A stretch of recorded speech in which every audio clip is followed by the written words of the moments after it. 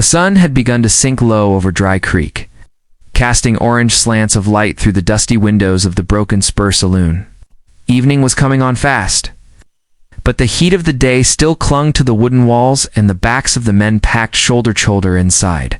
Sweat, tobacco smoke, and the sour temps of spilled whiskey hung in the air like a fog no breeze could clear.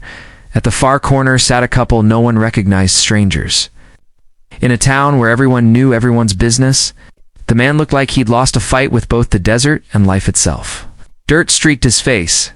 His shirt was torn at the shoulder. A nervous tremor ran through him every few seconds. He clutched a dented tin cup as though it might save him from drowning. Beside him sat a woman who didn't seem to fit the same world. Her posture was too straight, her hands too careful.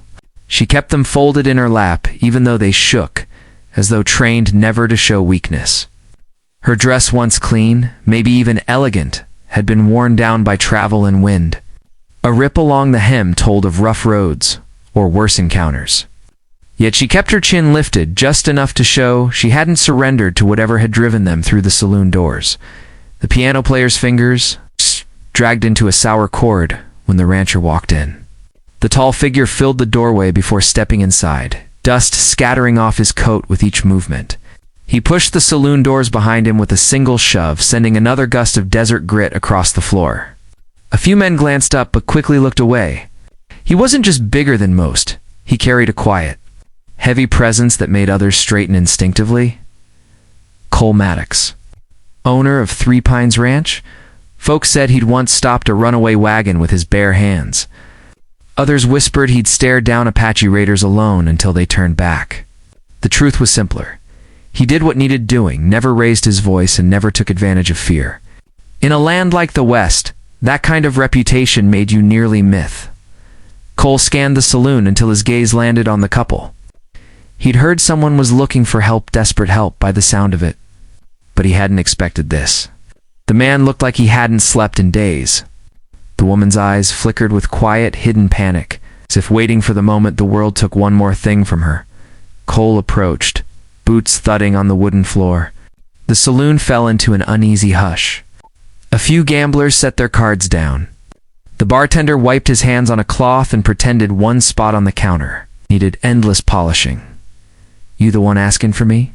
Cole asked. The man stood too fast, nearly knocking over the tin cup. His voice shook so badly the first word came out as a squeak. Yes, sir? I'm the one. And this about your trouble?" The man swallowed hard, nodded, then spoke words so sharp and abrupt the entire saloon froze. "For $8, he said, you can have my wife." The silence that followed was thick enough to choke on.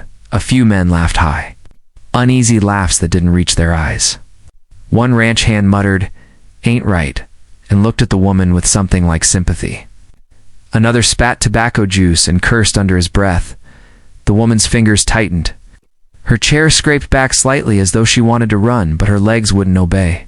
Her breathing hitched silent dread held behind tightly pressed lips. Cole didn't move. His expression didn't change, but something in the set of his shoulders hardened. "Say that again?" he said quietly. The man forced himself to meet Cole's eyes, even though it made him quake. $8, he repeated. "Take her. She'll do whatever you need. Just please give me the money." The woman flinched, then turned sharply toward her husband. "Tom, no, please don't." "Quiet," he snapped, but even his anger sounded weak, like a campfire burned to embers. Cole stepped forward slowly, palms resting lightly at his sides. "You sure you know what you're saying?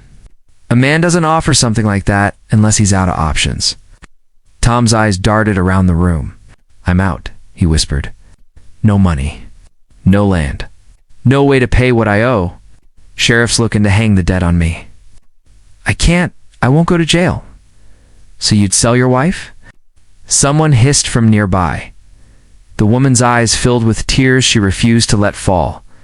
She shook her head, silently begging anyone to see she had no part in this. Cole reached into his coat. Slowly, so slowly, the bartender ducked behind the counter, thinking he might be grabbing a weapon. But instead, Cole pulled out a small leather pouch. He untied the string, counted 8 silver dollars, and laid them on the table in a neat row. The clink of each coin echoed like a gunshot. Tom's eyes went greedy wide. He lunged forward only to stop as Cole placed a boot on the leg of the table. Holding it steady, not yet, Cole warned. Tom froze. Cole turned to the woman. His voice softened in a way the rest of the saloon had never heard from him. "Ma'am, you stand in here on your own will?"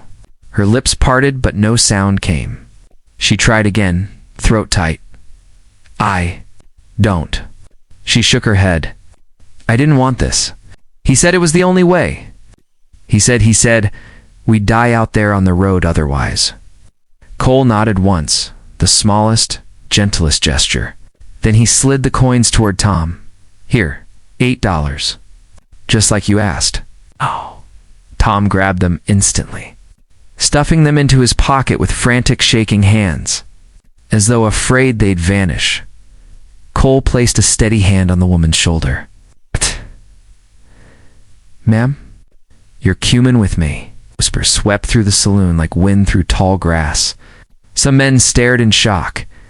Others exchanged glances of disgust at the husband. A few stared only at Cole, wondering what kind of man would do a thing like that. But halfway to the door, Cole stopped. He turned back to Tom, who was halfway through counting his money with manic relief. "One more thing," Cole said. Tom looked up. Confused, Cole reached into his coat again and tossed a folded paper onto the table. The sheriff's seal glinted on the corner. "You skipped out on your debt last month," Cole said. "This $8 ain't for your wife. It's for your fine. Sheriff's been waiting for someone to pay it." A ripple of shock moved through the room. Tom's face blanched. "What? No. You thought I was buying her," Cole said evenly. "But all I bought was the right to stop you from running. Sheriff." The saloon doors swung open. Sheriff Mallory, a broad man with a permanent scowl, marched inside. He didn't need an explanation. Cole had already spoken to him outside before stepping in. He seized Tom by the collar. "Tom Willis, you're under arrest for forgery, outstanding debts, and trying to flee prosecution." Us. Tom's mouth opened and closed like a fish gasping for air. Wait! You can't. I needed the money." "You got it," the sheriff said, tugging him toward the door. "A shame you used it to get yourself arrested faster." The woman watched, trembling, as Tom was dragged outside. Her breathing was shallow, disbelieving. Cole draped his coat over her shoulders. She barely seemed to feel the weight of it. "You're safe now, ma'am," he said softly. "Ain't nobody own you?" "Not him. It's not me. Not a soul in this town." She bit her trembling lip, tears finally breaking loose. "Why? Why would you help?" "You don't even know me."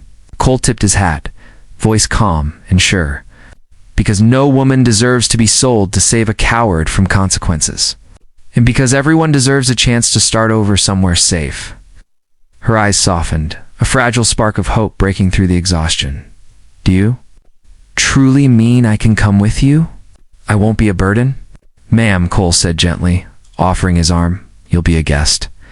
And until you decide your next road, Three Pines Ranch is open to you. No debts, no barter, just kindness." The saloon watched them leave, the evening sun framing them in gold as if the whole town had witnessed something rare. By dawn, folks would swear they had seen the moment a woman's life was handed back to her, and the moment a rancher chose compassion over power in a land that rarely offered either.